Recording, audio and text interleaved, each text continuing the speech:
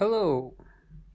Today's video is going to be about IELTS Writing Task 1, and in particular about describing a table.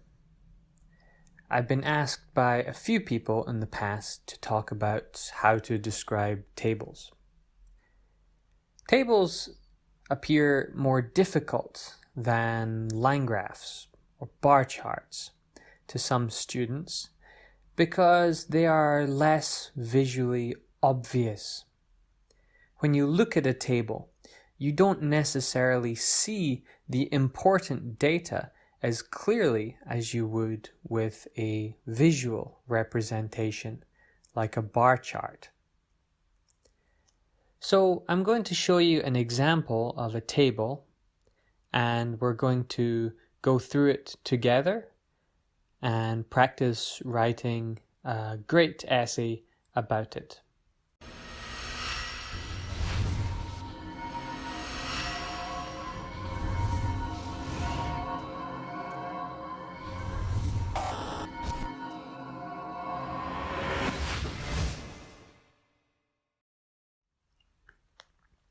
So here we can see our question. It will begin and end the same way as any other question for IELTS Writing Task 1. And so we'll look at this sentence here, the important one. It says, the table below shows the results of a study into charitable giving around the world conducted in 2011. So what are the important details here? Well, we've got the year, that's 2011, so we can underline that. And that tells us we should be talking in the past tenses, probably past simple. What is the main idea? Well, we can see here charitable giving. Well, what does that mean?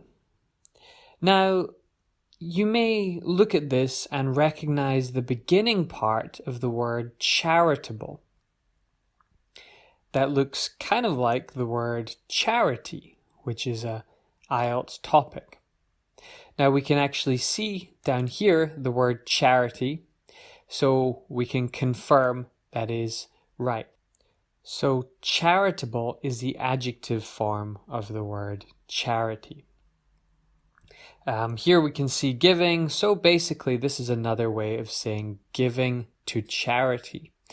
Now that's very important to recognize. As we all know, in the IELTS exam, we need to paraphrase. So in your essay, maybe you want to say giving to charity instead of charitable giving. Let's look then at our table down below. Now, this is not terribly difficult to understand, but you do need to take a minute or two at the beginning of the exam to make sure you understand it fully. So our first column, we have countries. Here's a group of countries here. There are 7 of them. You can perhaps mention that in your introduction. In our second column, we have the percentage of population giving money to charity. Now, when we look at headings like this, remember they are not grammatically correct, or rather, they're not necessarily grammatically correct. Oftentimes, a heading, a title, a label, they'll be written in a shortened form, so the grammar is not exactly correct.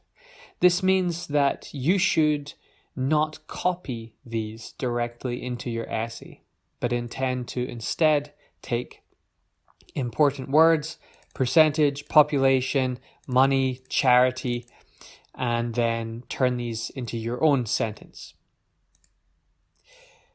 We can see here that this more or less goes from high to low, but not exactly. In this case, we can see that Thailand is higher than Australia or Hong Kong. And all these numbers, of course, they are percentages. In the third column here, we can see percentage of the population who have volunteered time for an organization. Now, volunteer for an organization, you can really say this organization is probably a charity. However, it's not necessarily a charity. It could be a non-profit organization. It maybe is essentially a charitable company, but it is not registered as a charity. Do keep that in mind when writing. If we look here, we can see again these more or less go from high to low, but not exactly. However, we can see from the data, we should be beginning to look at trends. Now, there's no trends over time to mark, so we can't really use that like we would with a line graph. Instead, we've got to be looking at comparisons, differences. And here, as I've mentioned before, it's almost from high to low and almost from high to low.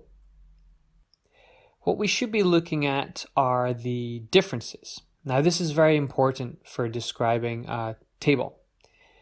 And what we should do, I'm going to show you some language before then, is think about comparisons, think about highs and lows, and what language we need to use to describe these. Now, when you're studying for IELTS writing task 1, students quite often fixate on words like increase and decrease. These are really most appropriate for line graphs, and they relate to changes over time. But as I said, this is not changes over time. This is 2011. It is one time. So we need to be looking at the differences between different, in this case, places. This means we're going to be using words more similar to what we would use with a bar chart. And so we are thinking of superlatives. That means the most something, like the highest, the lowest. And comparatives. So here are some sentences that we can use to describe this table. In both Australia and Hong Kong, the same percentage of people give money to charity. So we've identified an interesting point here. Australia, 70%, Hong Kong, 70%. So in this case, we use the phrase, the same percentage of. Notice that we didn't repeat population. We say people. In this case, giving, well, this is back from 2011. You need to change that to gave money to charity. So this is a great sentence here. We've picked out these two countries with the same percentage points, and we have changed population to people. Next, China had a far lower percentage of its population give money to charity than either Australia or Hong Kong. So we look here at far lower percentage. So this is down at 11. And Australia and Hong Kong, these are the two that we just described before. So we're comparing them with China. In this case, we use far lower, then we come to the word than. In this case, we're going to fill this gap with whatever the label is above, but rephrased. In this case, yes, we can repeat population.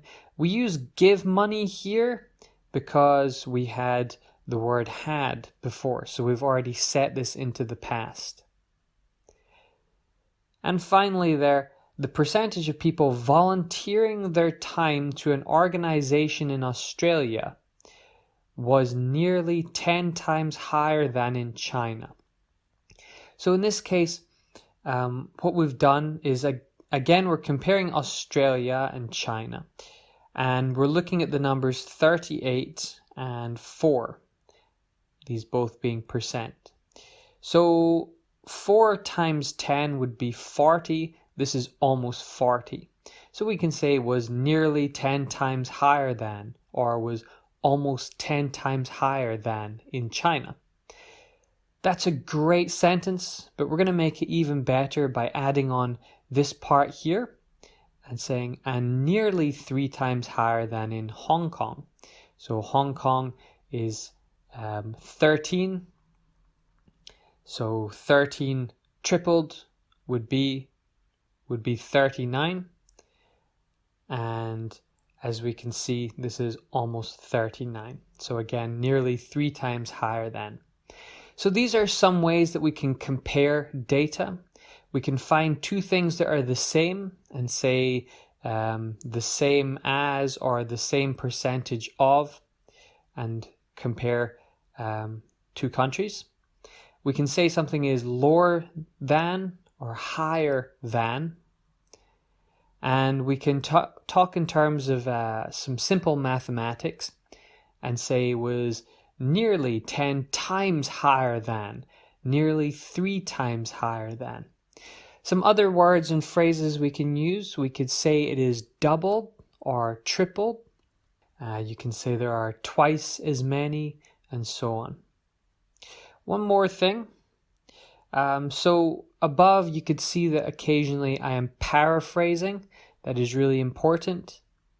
But do be careful. Paraphrasing can get you in trouble. Sometimes it is easy to paraphrase by using an inappropriate word. So let's look at an example here. In both Australia and Hong Kong, the same number of people gave money to charity. Okay, so you can see Australia and Hong Kong giving money to charity, 70 and 70. So what's wrong with that? That's correct, no? Well, it's wrong because what we have here is the phrase number of people. So this sentence is grammatically correct. But the words percentage and number of people are not interchangeable. That means they don't have exactly the same meaning. So 70% of the Australian population and 70% of the Hong Kong population are different numbers of people. And of course, no two countries have exactly the same population. So you've got to be careful. Number of people is a synonym of population, but it's not a synonym of percentage of population. Right, I hope you found this video useful. If you did, please don't forget to give it a like. Go ahead and subscribe to the channel if you haven't already done so, and check out www.TED-IELTS.com for more free IELTS learning materials. I'll see you next time.